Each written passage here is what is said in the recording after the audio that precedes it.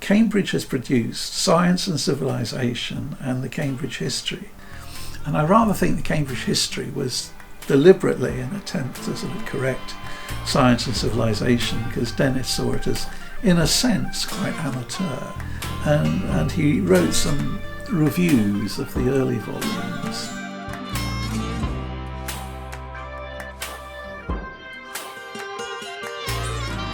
So what about your contacts with Cambridge at that?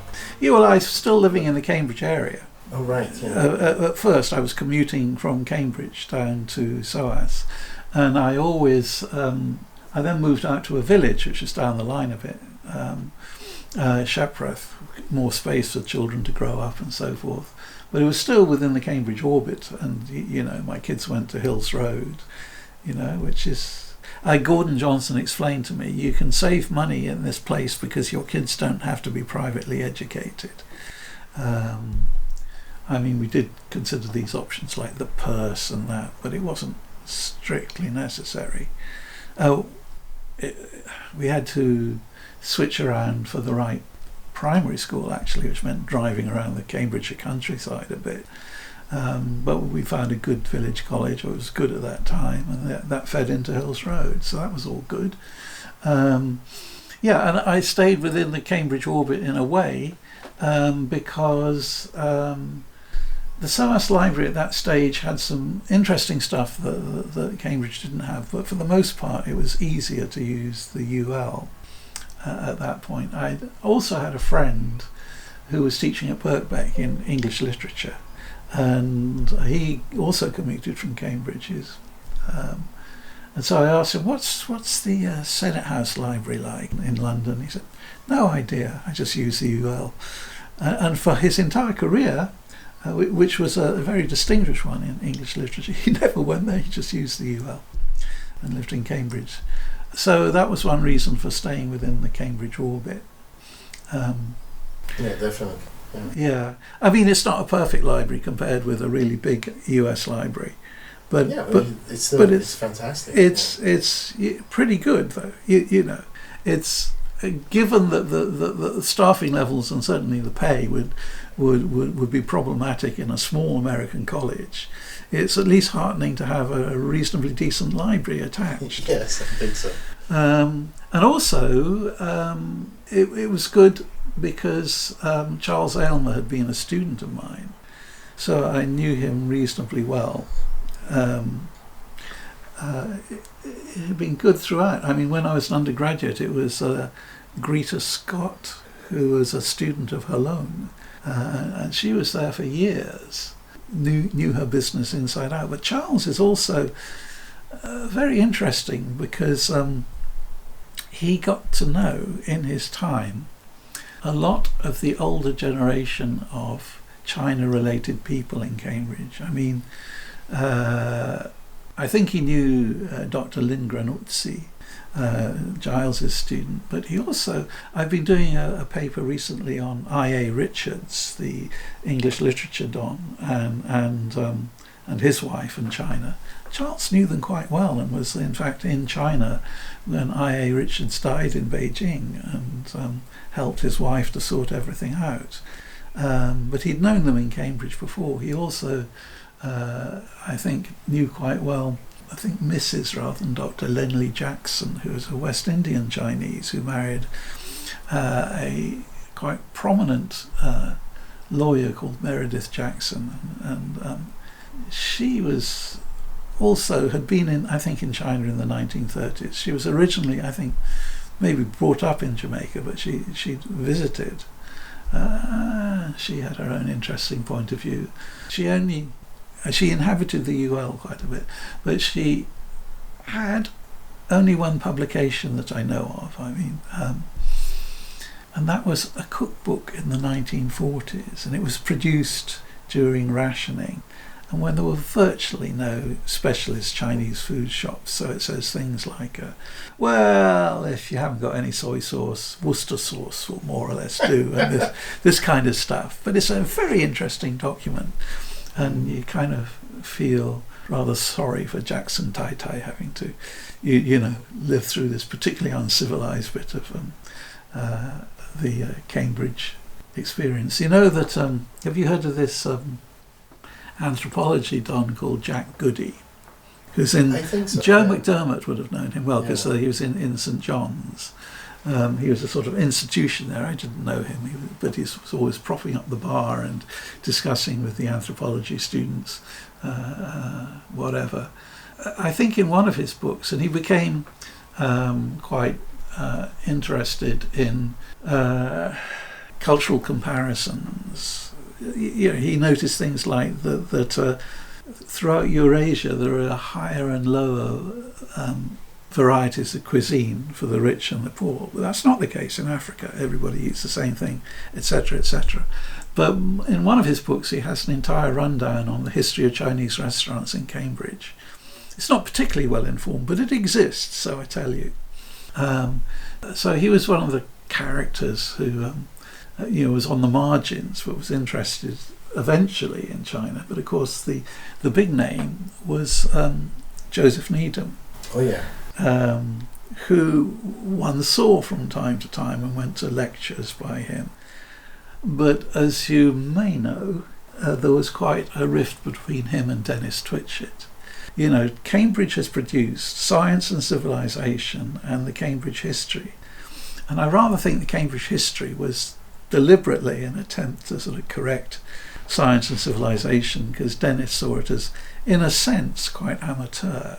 And he wrote some reviews of the early volumes, which were unenthusiastic.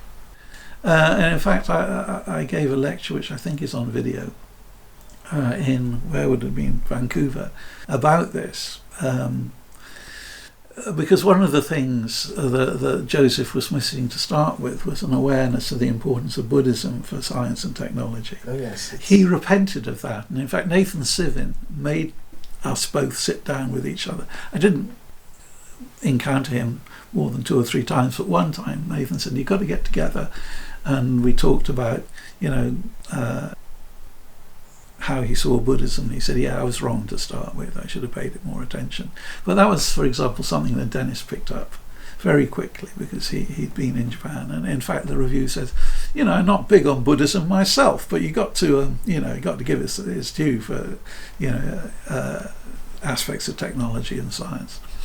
But it left an interesting situation, not simply when I was an undergraduate, but especially when I was teaching. And one of my colleagues said, because there's a Pope in Avignon and a Pope in Rome, doesn't mean that they're not both Pope, which kind of summed it up, There were 2 rival camps that didn't have much to say to each other, unfortunately. But in a way, that's the way it was, and maybe to the good, kept them both on their toes, I suppose. But what it came down to is that Needham was obviously obsessed with trying to finish with however many collaborators what he was doing, and it was a race. Yes. And he raced until he was 93 or whatever it was, and didn't quite make it, but got surprisingly close, all things considered. And so the amount of time he devoted to teaching was nil, and that was one of the things that I think Denis held against him. But I can see it from both points of view. Yeah. The guy was onto something. He had to run with it. The other thing is that it's remarkable how badly positioned he was to do this.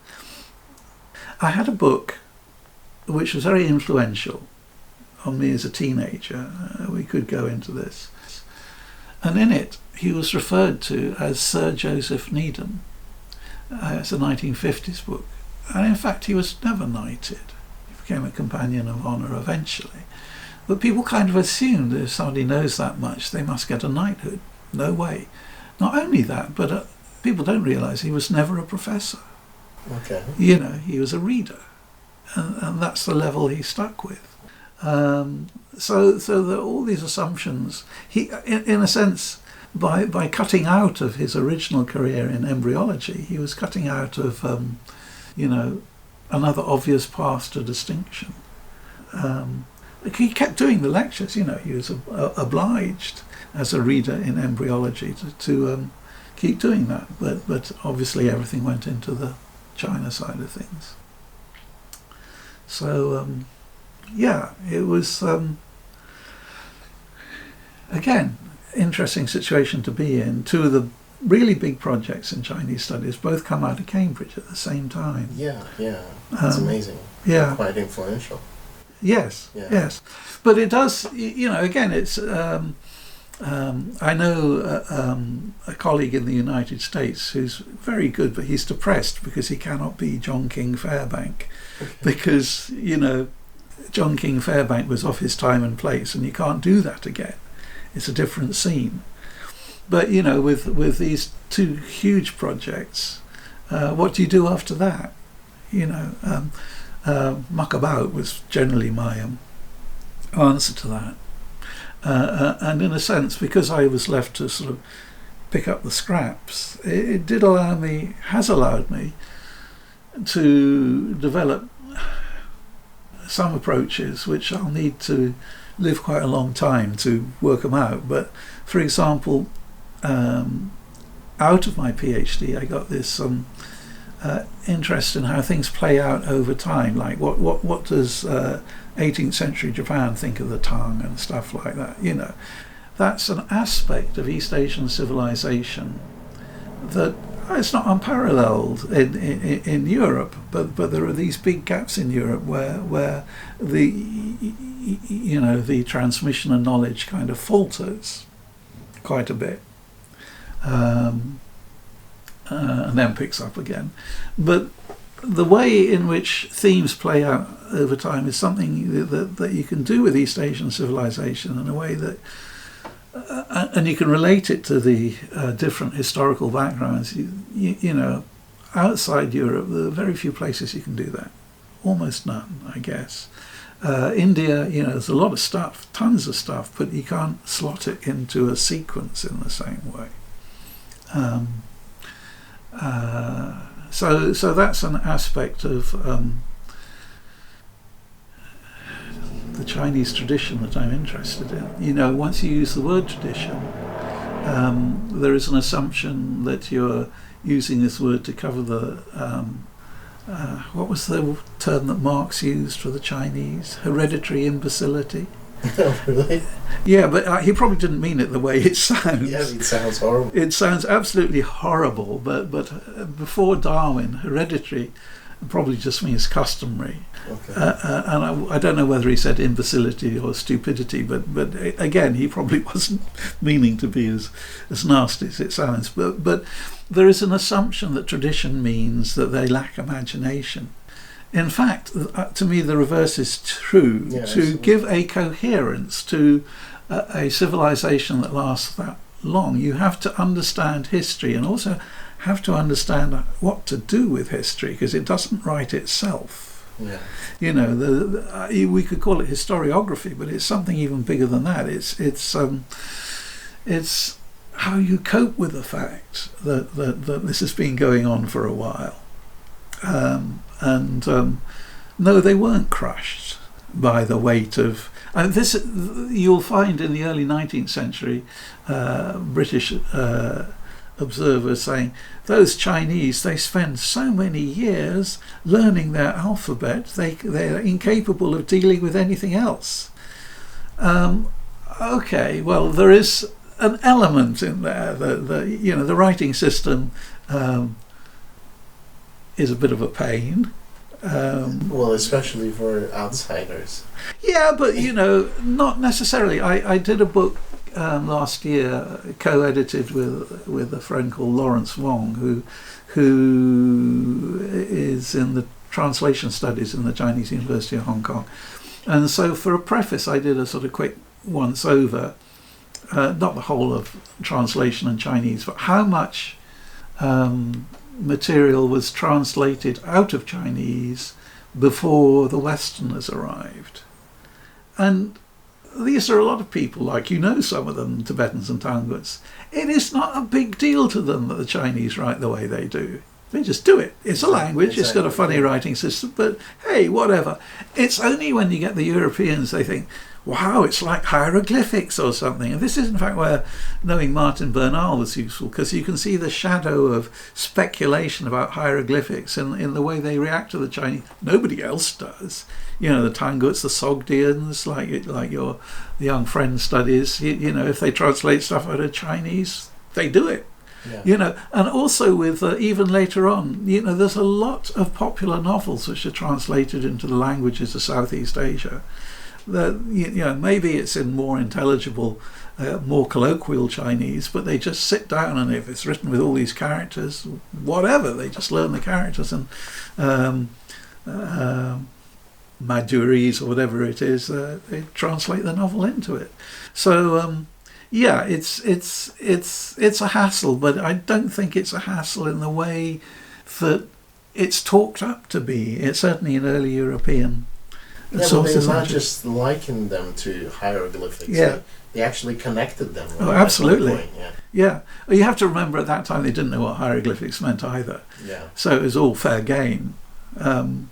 Yeah, probably a bit of a disappointment when they found out what hieroglyphics did mean, because they found out Egyptians were just people like us, you know. And they were just writing. Yeah, they were just writing. I mean, obviously there are interesting things about Egyptian civilization, as with any civilization, especially one that is outside the normal European sphere. But you know, it's not the key to all the mysteries, and neither is Chinese. You know, possibly there are things in Chinese which are a key to all the mysteries. Remember that, as I told you, all my contemporaries in Buddhist studies have been in monasteries. They meditate, whatever. I've never meditated for a minute. So I have been obliged to concentrate on those materials which are not related to any form of inner experience, of which there is quite a bit. Like, for example, polemics. You know, you're not hitting your Taoist opponent with something ineffable, because there'd be no point. You know, you're just trying to hit him between the eyes with something you think is a killer blow. And so this stuff I can read in a clear conscience. But of course it's true of Taoism as well. I did have one Taoist student who was a priest, lovely guy. So I said, drop by my Tao Te Ching class. You know, it's just undergraduates don't know Chinese, and in fact I taught a class entirely about the Tao Te Ching, but about how the commentaries evolved and how translations evolved and what types of translation and blah blah blah. So he came to one of my classes and I was talking, and I said, well, okay, now we've got a guy here who actually knows what it means, so here's your chance. And he said, I couldn't possibly, you'd have to be an initiate. Okay. So I said, okay, well, so much for that class. Then he said, and then he said, but what you've told them won't do them any harm. And I had to be grateful for that, and that was nice, you know. But you know, this is a problem in religious studies that I'm not going to mess with, because there's a lot of other stuff you can do.